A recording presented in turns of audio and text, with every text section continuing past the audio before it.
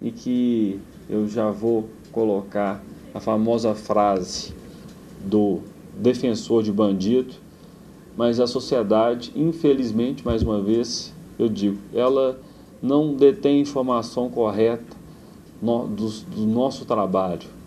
Eu digo isso porque, se perguntasse qual o maior problema social no país hoje, nós estamos falando do dia 26 de novembro de 2011, é segurança. Hoje é segurança. Se a gente pegar qualquer programa, canal de televisão, praticamente qualquer jornal, qualquer imprensa, ela trata praticamente metade de seus assuntos é questão de segurança. E quando alguém fala defensor de bandido, ela não entende que quando a gente trabalha com o sistema carcerário, com a recuperação do ser humano, nós estamos fazendo um papel social que invade em todas as outras esferas. Vamos exemplificar. O sistema de penalização, o sistema criminal nos Estados Unidos, ele é um sistema que a pessoa vai cumprir uma pena. Ela comete um ato infracional, ela tem que cumprir uma pena, ela tem que ser penalizada por aquilo. No Brasil, a teoria diz que não, você vai se recuperar. O nosso sistema de defesa social vai recuperar aquele que cometeu um ato. Esse que é o nosso ideal. Mas na prática, é o contrário, infelizmente. A pessoa que comete um ato infracional, ela vai para o sistema carcerário nosso e volta muitas vezes pior, ou volta sem os mesmos direitos da que entrou. Nem perde dos direitos, ela entra pior do que, ela sai pior do que entrou. Exemplo, basta você preencher uma ficha em qualquer empresa de recursos humanos, depois que você cumpriu pena, e você vai ver se as portas vão ser abertas. Atuar na defesa do cidadão hipossuficiente. E isso se torna uma obrigação ainda mais importante quando se trata do sistema prisional, porque a gente sabe que hoje a grande maioria da população carcerária no Brasil, ela é formada por pessoas pobres, que não têm condições, inclusive, de pagar por um advogado para fazer a sua defesa técnica. E é importante que nas leis que regem a Defensoria Pública, seja no âmbito federal quanto no âmbito estadual, estabelecem como obrigação do defensor público atuar nos estabelecimentos policiais, penitenciários e de internação de adolescentes, visando assegurar às pessoas, sob qualquer circunstância, o exercício pleno de seus direitos. E também, como uma inovação legislativa importante, recentemente a alteração da Lei de Execuções Penais trouxe em seu arcabouço novas obrigações para a Defensoria Pública. A Defensoria Pública hoje ela é órgão de execução penal. Então, os defensores públicos têm o dever de atuar no sistema prisional, não só para o cidadão hipossuficiente, que é aquele que não tem condições de pagar advogado, mas também todo preso que necessite de atendimento e de solução e de requerimento de seus direitos no sistema prisional. E forma de prender, na realidade, é o modelo do Estado penal, do Estado policial, que é o modelo que substitui o Estado de bem-estar social que o próprio capitalismo admitia a partir das suas décadas de ouro, das décadas de 50 e 60, que hoje esse modelo tem gasto. Você tem que sobrar mais para o capital acumular, é para gerar lucros absurdos, você tem que privatizar para gerar acumulação. Então daí que a gente hoje, ao pensarmos a questão de direitos humanos, nós temos que pensar na ótica econômica, né? Se nós não mudarmos esse modelo econômico que nós temos, se nós não investirmos na mudança desse modelo, nós vamos ter cada vez mais a negação de direito. E aos pobres, em vez da escola, a cadeia. Em vez de políticas previdenciárias, de política de seguridade social, pau, cacetete, prisão, né? Então é um modelo que é muito intolerante à questão dos pobres, mas é um próprio sistema que produz essa exclusão. nós realizamos um trabalho com amigos e familiares de pessoas privadas de liberdade. O trabalho foi no sentido de que essas mulheres, porque o grupo é maioritariamente composto de mulheres, de que essas mulheres tomassem consciência da situação que elas vivem. Como amigos e familiares de pessoas privadas de liberdade, elas sofrem, da mesma forma que as pessoas privadas de liberdade, uma série de abusos, de arbitrariedades, de não reconhecimento de seus direitos, que muitas vezes não são reconhecidos. Então, a nossa proposta era a possibilidade de encontros com essas mulheres, onde o que seria trabalhado seria a consciência da situação que estamos vivendo, a possibilidade de encontrar caminhos, mecanismos, articulações para elas poderem se defender e para elas ter um dispositivo para aquilo que elas estavam precisando, que era a articulação, tá? E a defesa dessas pessoas privadas de liberdade.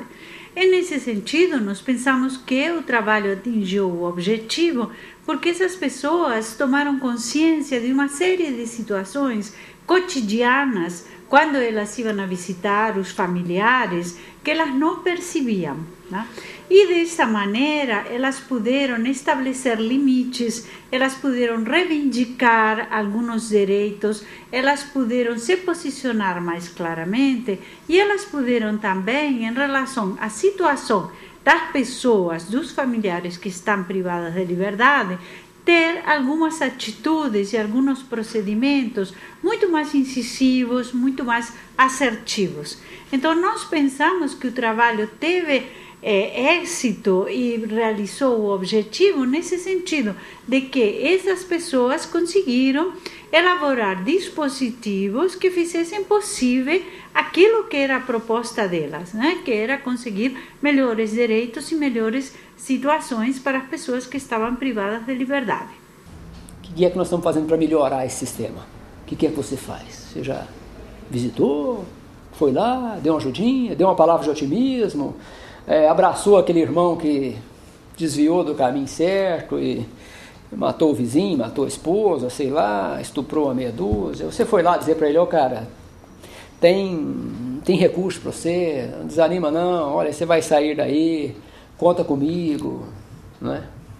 Você já recebeu na sua casa para trabalhar lá de empregada doméstica aquela mulher que já cumpriu pena? Ou quando fala que passou pela penitenciária, você diz, socorro, some com essa mulher daqui, Não é? Levou lá para trabalhar para você aquele homem que é um ex-presidiário. A maioria de nós foge desse irmão que precisa mais de abraço, de apoio, de orientação, de ajuda. E isso é grave, não é? Isso é grave. Uma discussão importante é a gente saber o que são direitos humanos, né? Porque quando a gente trata da pessoa que está presa ou da família dessa pessoa, existe uma compreensão muito deturpada do que seriam os direitos humanos. Os direitos humanos são aqueles direitos que nascem com a gente, né? Alguns existem mesmo antes da gente nascer, né? Como o direito à vida, quando se discute a questão do aborto, muitos vão levantar essa bandeira dizendo que o feto já é um ser humano e, portanto, ele está dentro do espectro dos direitos humanos, ele teria o direito à vida, que é um direito humano. Então, os direitos humanos são assim, não exigem tanta teorização quanto algumas pessoas buscam, porque eles são perceptíveis para qualquer um. Né? Qualquer um que tem um direito humano violado, ele percebe isso imediatamente, ainda que ele não saiba como lidar com essa situação. O problema é que as pessoas que vão sofrer de forma mais ostensiva ou brutal a violação desses direitos, em geral, são pessoas que estão de alguma forma vulneráveis na nossa sociedade. Então, os seus moradores de rua, as prostitutas, os travestis, os homossexuais, as crianças, as mulheres, os idosos e os presos, e as famílias desses presos e presas. Então, são o que o Estado convencionou chamar de minorias, que na verdade, se nós somarmos numericamente, são a maioria. Né? e ainda, apesar de serem a maioria, são tratados como minorias, e todo o respeito que é dado a eles, aos direitos humanos, quando eles lutam para que seus direitos humanos sejam respeitados, muitas vezes é recebido como favor. O sistema penal do país é falido. E eu fico impressionado, primeiro, com a irresponsabilidade por parte da imprensa, sensacionalista, imprensa marrom, que não pensa na questão social daquilo que se vende, né, e criminaliza, principalmente criminaliza a pobreza, sabe, de que vende sensação de segurança com uma facilidade muito grande. A gente fica vendo a omissão dos agentes públicos, grande parte, que é isso, que no caso do sistema carcerário, no caso da defesa social, isso não interessa, sabe? Nós temos outras questões para trabalhar. Eu entendo, mas se você é público, você tem que pensar no que a sociedade aclama, né? E isso é evidente. E terceiro, na própria sociedade, que vive isso e também não aprofunda, não tenta discutir uma solução. O exemplo que, se a gente for discutir dentro de uma casa legislativa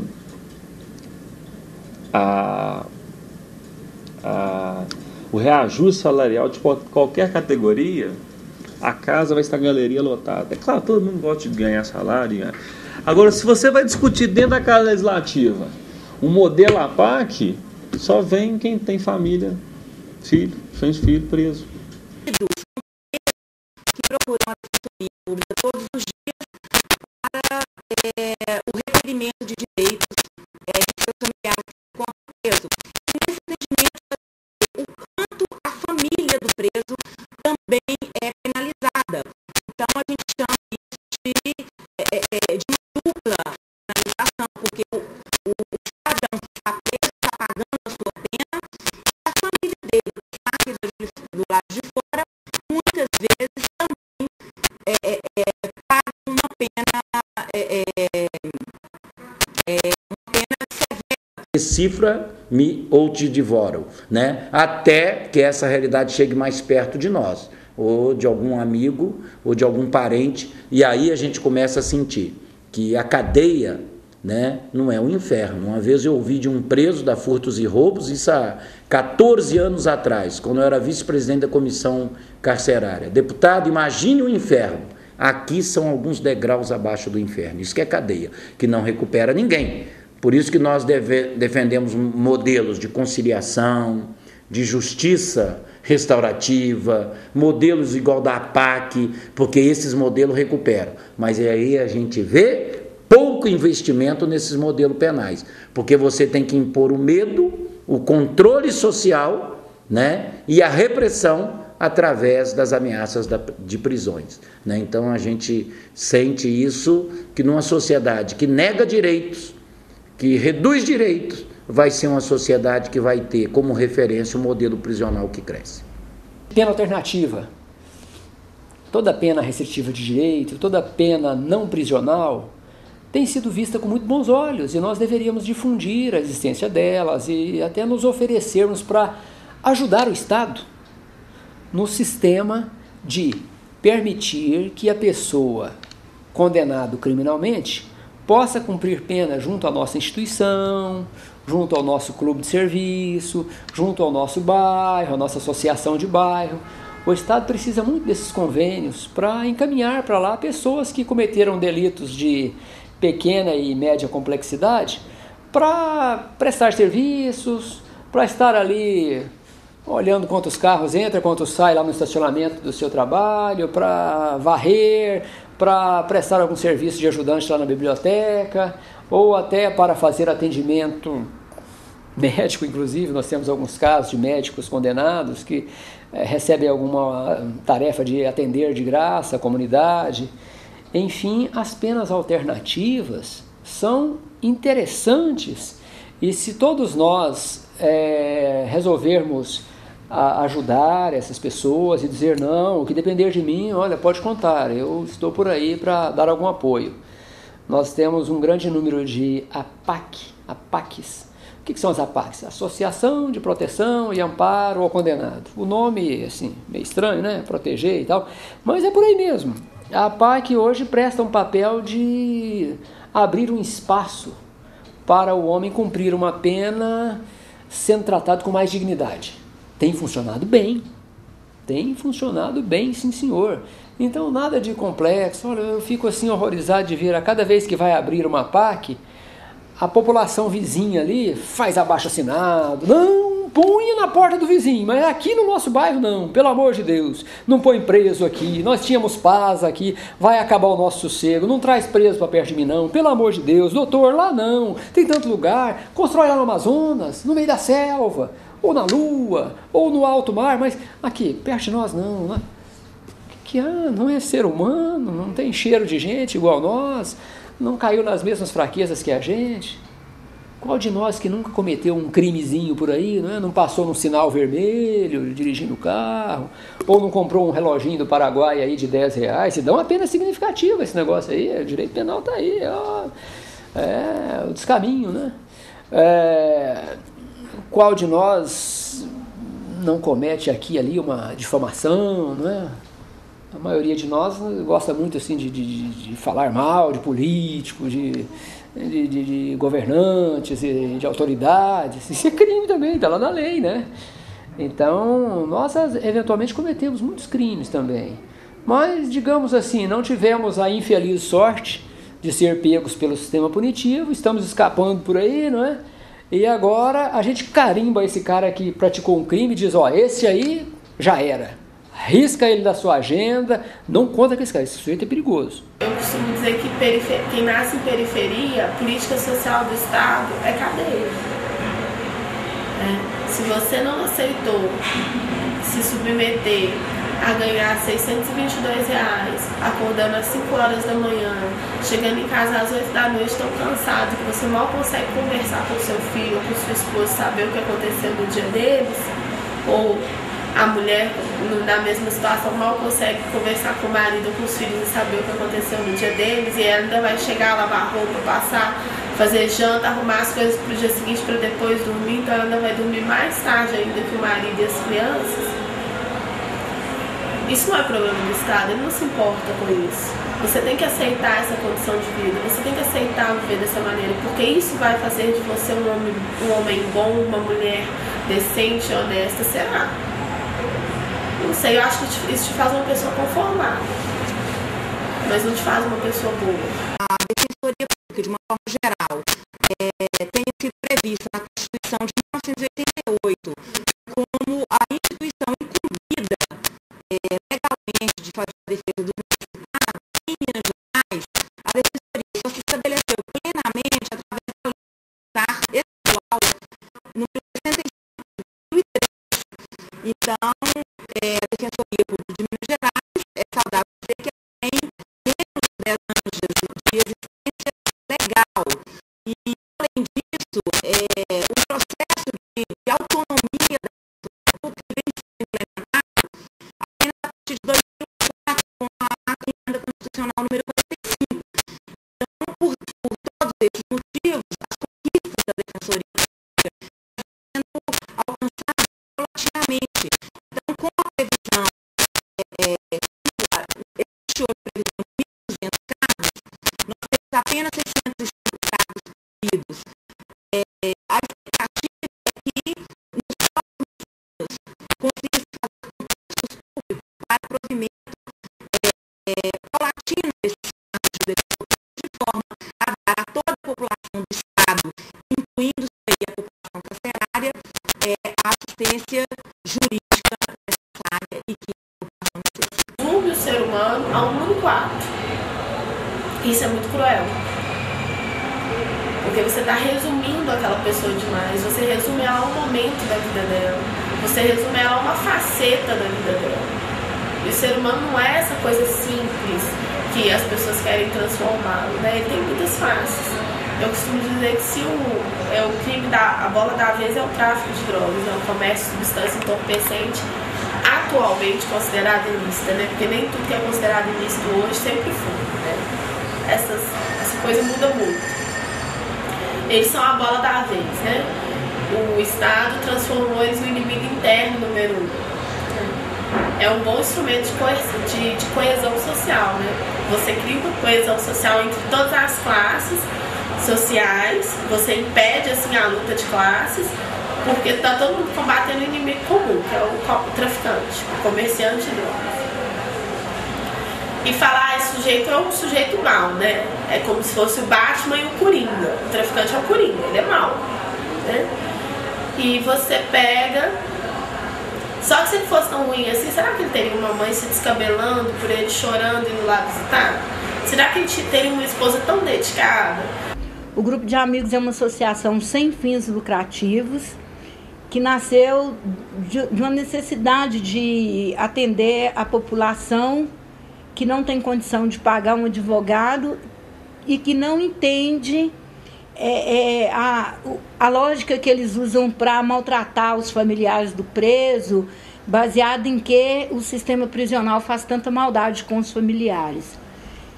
Quando as brigadas populares faziam a formação para as pessoas que não têm moradia, juventude e outras frentes, surgiu a necessidade de criar a frente antiprisional, porque as pessoas humildes tinham uma carência muito grande de um advogado que defendesse os direitos dos familiares que se encontravam presos e também dos familiares que sempre foram muito maltratados na porta das penitenciárias quando vai fazer visita para o parente que se encontra lá dentro. O Grupo de Amigos é contra a privatização de presídios, porque a gente entende que preso não é mercadoria. Nós somos contra a revista vexatória, inclusive temos uma campanha com um projeto de lei contra a revista que faz no familiar de preso, porque a gente sabe que quem coloca a grande parte da quantidade de droga e arma e telefone que entra nos presídios não são os familiares que fazem, e já existem outros meios de fazer uma revista na pessoa sem que ela precise ficar pelada e fazer aquela série de exercícios que coloca as pessoas para fazer para entrar numa unidade prisional.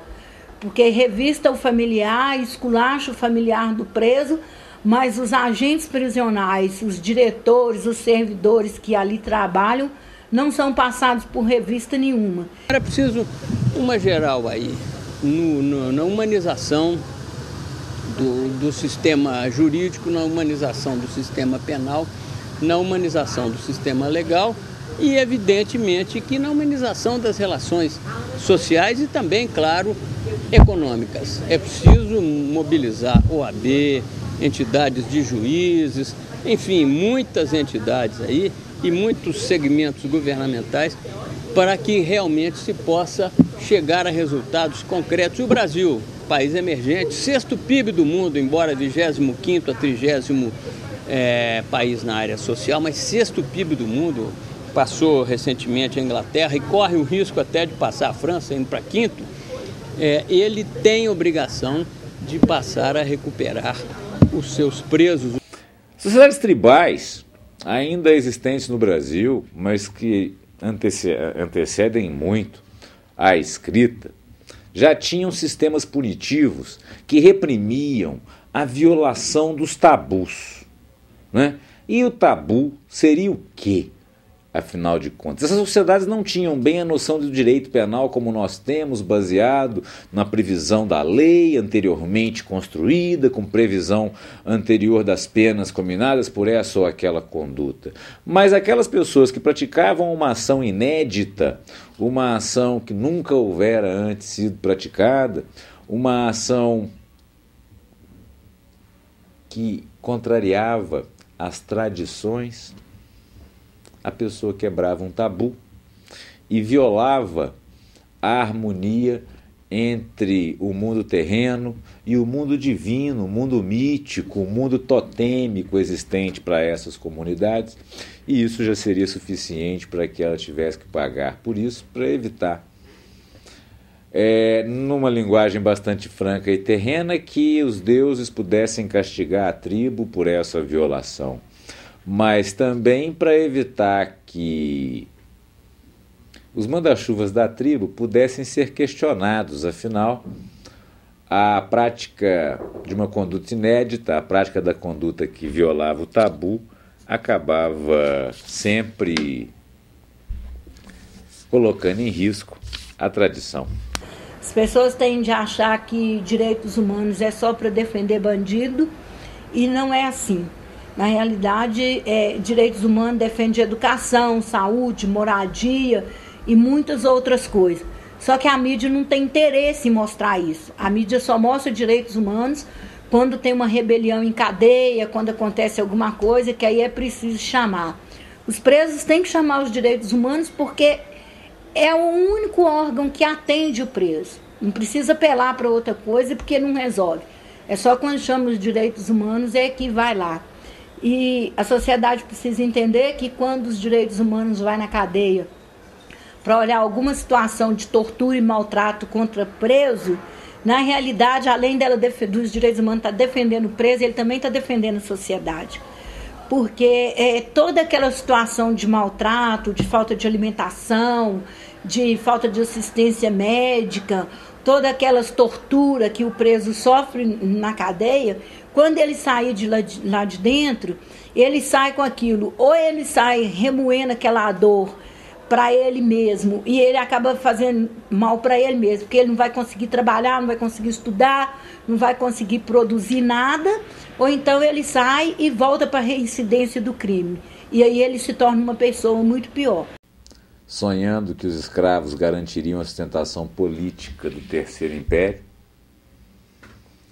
o Império cai, a República nasce, e com a reestruturação do Estado passa a ser necessária a construção de uma norma básica que possa estabelecer os limites da atuação dessa República, que possa estabelecer as finalidades da atuação dessa República. E é por isso que em 1888 nós temos a abolição, em 1889 a proclamação da República, e em 1890 um Código Penal. A nossa República se inaugura com o Código Penal. A Constituição da República ficou para o ano seguinte, ela é de 1891. Por que nós passamos essa vergonha, esse vexame? Com a redemocratização do país, parecia música aos olhos dos militares que a discussão se estabelecesse sobre delitos violentos e o tráfico de drogas foi convocado a ocupar esse lugar. O tráfico, é bom que se diga, é um crime que pode ser praticado com 18 verbos diferentes.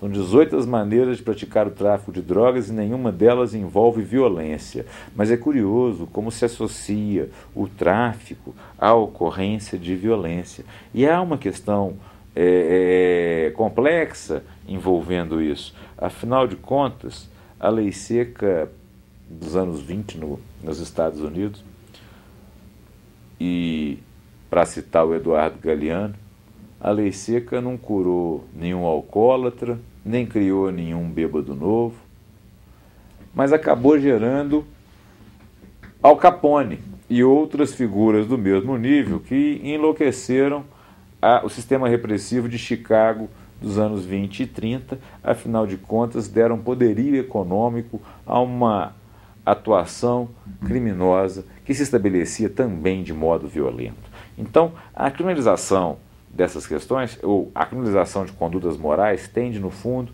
a gerar uma violência maior ainda para afirmar a sua prática e também para a própria repressão a essas condutas. O tráfico de drogas hoje cumpre a mesma função que a vadiagem no final do século XIX, né? Permite a prisão sem a necessidade de uma investigação prévia, já que a prisão ocorre em mais de 60% dos casos em flagrante com a apreensão da droga em questão. E bom, no ritmo que nós estamos, não vai demorar muito tempo para o orçamento do sistema prisional ser muito maior do que o orçamento do sistema educacional. Hoje eu estou no sétimo período de Direito, né? Hoje eu trabalho no Instituto Minas pela Paz, que tem um programa chamado Programa Egresso. no qual ele visa a reinserção do egresso através do trabalho. E é basicamente isso, sabe? Mas para finalizar, eu gostaria de deixar um poema, um trecho de um poema de Cora Coralina, que é basicamente tudo isso que a gente espera, sabe? A gente espera uma sociedade mais justa, fraterna, solidária, sem prisões, sem manicômios, sabe? Sem políticos safados, sem juiz corrupto, sem essas coisas que deixam a gente tão para baixo, né? Acho que a gente está precisando de mais jardins e menos prisões, mais escolas, mais jardins, menos prisões. E tem um poema de Cora Coralina, um pedacinho que fala o seguinte: que tempo virá, uma vacina preventiva de ódio e violência se fará. Prisões se tornarão escolas e oficinas. E os homens, imunizados do crime e da violência, ensinarão às crianças do futuro histórias absurdas de altos muros, prisões, celas, um tempo superado. Oxalá, Deus, que isso seja verdade. Pátria livre, poder popular.